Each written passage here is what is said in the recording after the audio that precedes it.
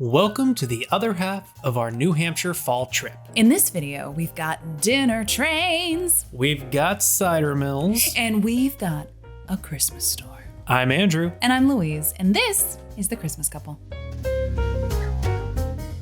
We are on the road to get to the Kangamangas Highway and go to Mount Washington in New Hampshire. Right? That's right, Lilu. And here's the proof. We flew into Portland, Maine, and drove to New Hampshire so that we could really get as much leaf peeping in as we possibly could. And if you be doing leaf peeping, ain't no better peeping than Kangamangas peeping. How about some history? What? Why? The Kangamangas Highway started as two small town roads, one in Lincoln, New Hampshire, and the other in Passaconaway in 1837. It officially opened to through traffic 122 years later. It is a 34.5-mile drive in northern New Hampshire that is known as the best fall foliage viewing area in the country. It takes you through a path cut through the White Mountain National Forest. What makes it so magical is a stretch of uncontested nature. There are no gas stations, no hotels, no restaurants. It's just a long stretch of gorgeous forest road. Can confirm. Absolutely stunning. We didn't stop because we're trying to get to dinner. But there are so many gorgeous lookout spots and waterfalls you can stop and hang out at. Highly recommend.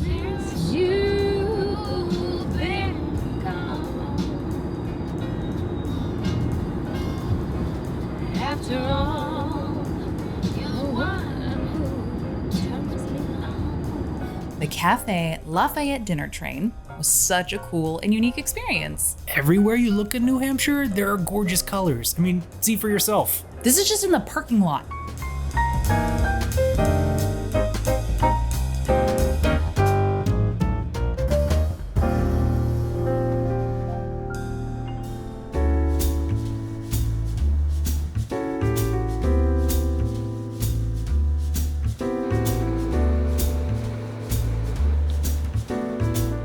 So you have to get there about 15 minutes before your train leaves, and it's in this old-timey little train station building. They give you a boarding pass, which you never actually have to turn into anyone. They don't have paper menus or a QR code, so you actually have to take a picture of the menu there so that you can order on the train. It's not an extensive menu, and it's not the greatest menu, and it's definitely not kid-friendly. But there's some good options, interesting options.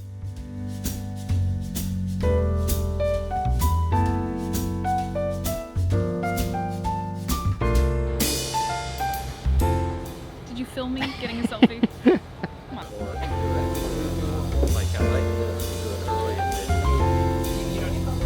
Yeah, just keep following that.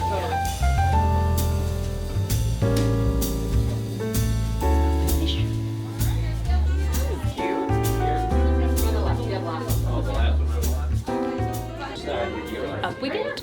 Because we are you for up. We paid a little extra to have seats in this upper dome level thing. The cost came with added value of no children, and while we love kids, Mostly just our kid. I like kids. It was nice to have a quiet meal.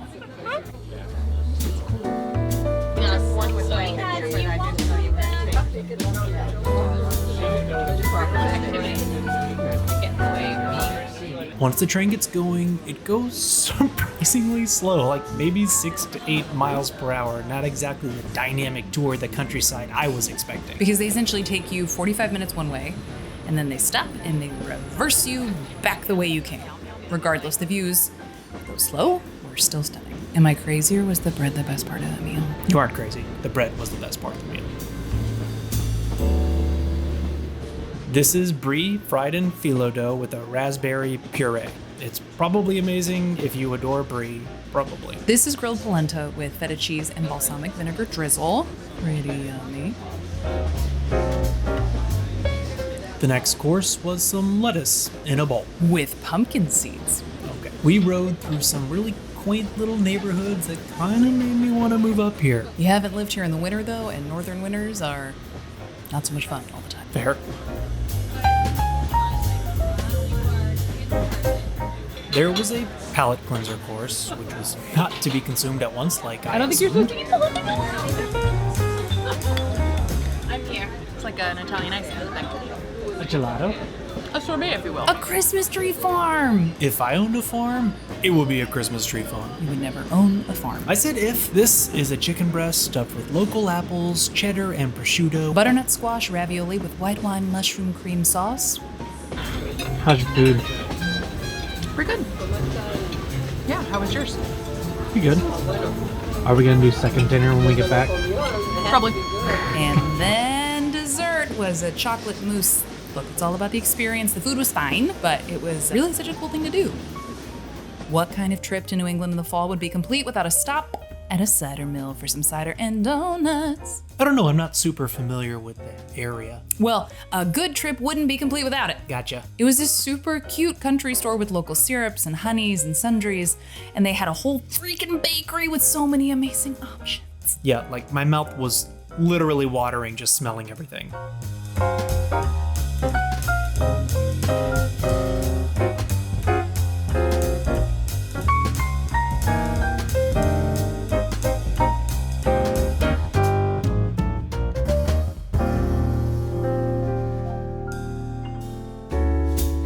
Memory from childhood. I mean, like, it's maple sugar. These are lemons, but like they would put like the maple in here and you cut it and you just like drink it. Yeah, apple cider is so good. Yeah.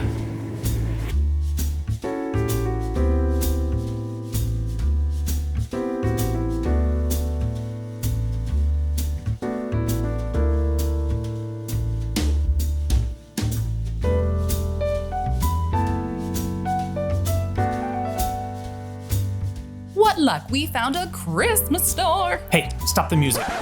I think Christmas music would be appropriate at this point. Ooh, yes, please. Anyway, this store is in Conway, New Hampshire, and not only is it huge and awesome on the inside, it's got this little park right next to it with incredible views. So much peeping to be done. The leaf peeping. There's a speck on my lens. Nobody can see that. They can now. Well, why would you say something? Perfect for a butt.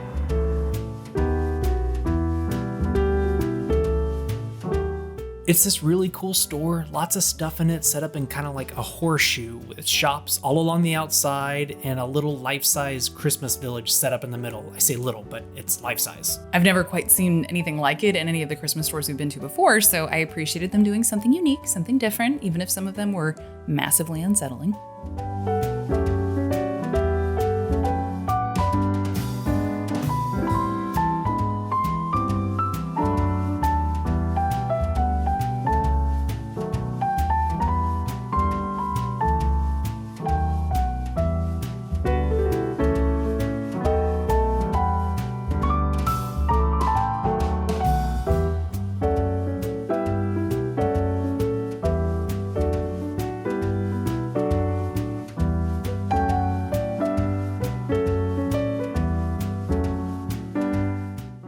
My God.